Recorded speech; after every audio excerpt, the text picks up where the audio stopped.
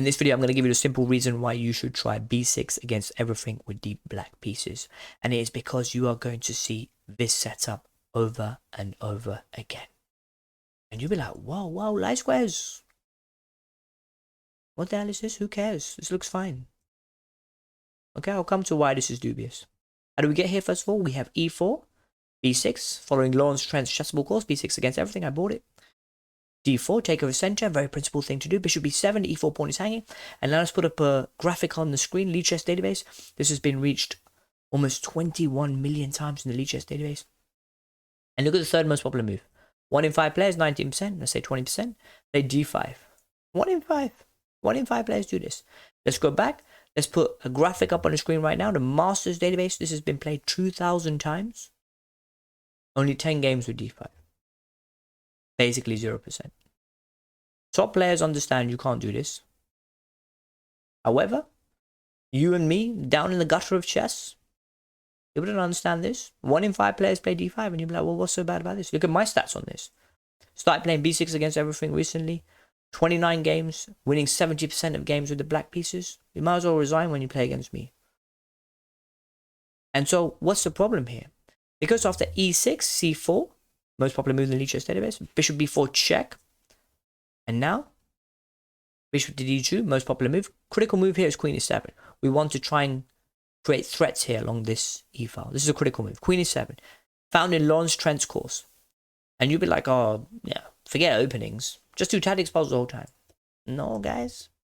You're a mug if you do that. Study openings. I'm 1647, peak, chess.com rating on Rapid, Lichess 1916. Less than 1,000 games. I did that a lot by just studying openings, guys. Find the critical lines to play and put your opponent under a lot of pressure.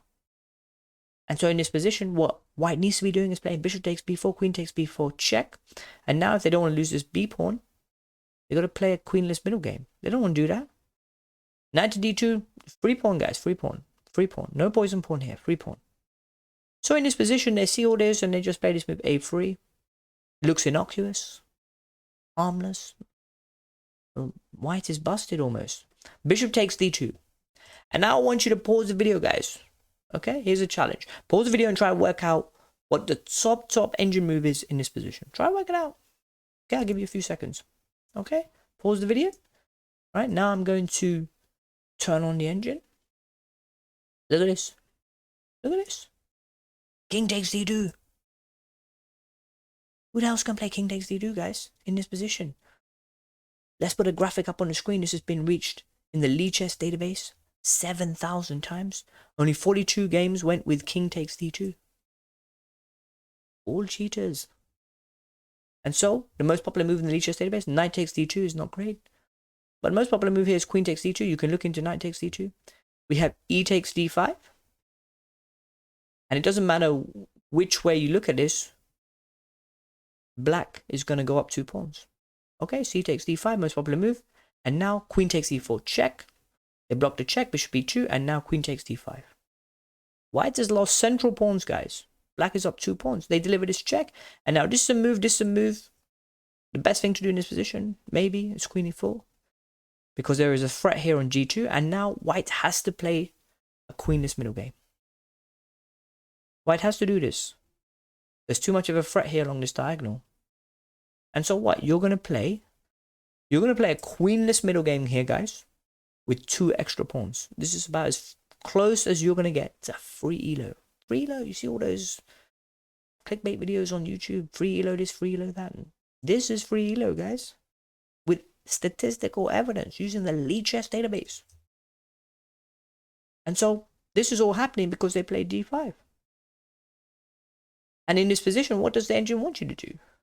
Okay, even if the engine was to defend this after, say, queen takes d2, e takes d5, knight c3, takes. I think this is the top engine moves in this position. Knight to d5, bishop takes d5. Black is still just up 2 pawns. -3 evaluation. And compare this, guys. Compare this to some other opening that you play. All because they're playing d5. Compare this to some other opening that you play. Say you play the beloved Karo Khan. Okay, let's turn off the engine. The greatest opening of all time according to Gotham Chess. International Master Alex Banzia. Hanging Born, Stepan, all those guys, they love this stuff. They make 1,000 videos on this stuff. Okay, D4, principal thing to do.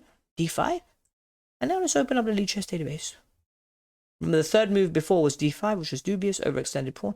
Here, third move. Let's have a look here. Put up a graphic. E5. Okay.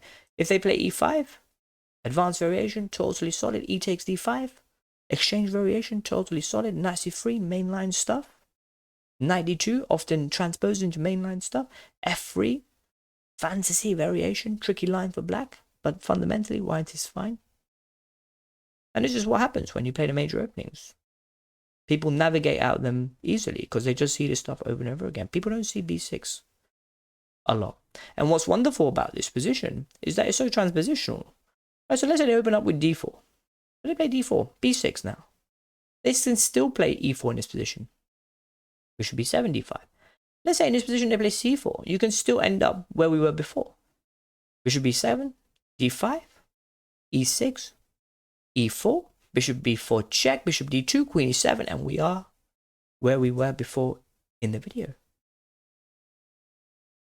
And so you see, guys, forget about the Caro-Kann, man. That stuff ain't working. It's like your day last Friday night.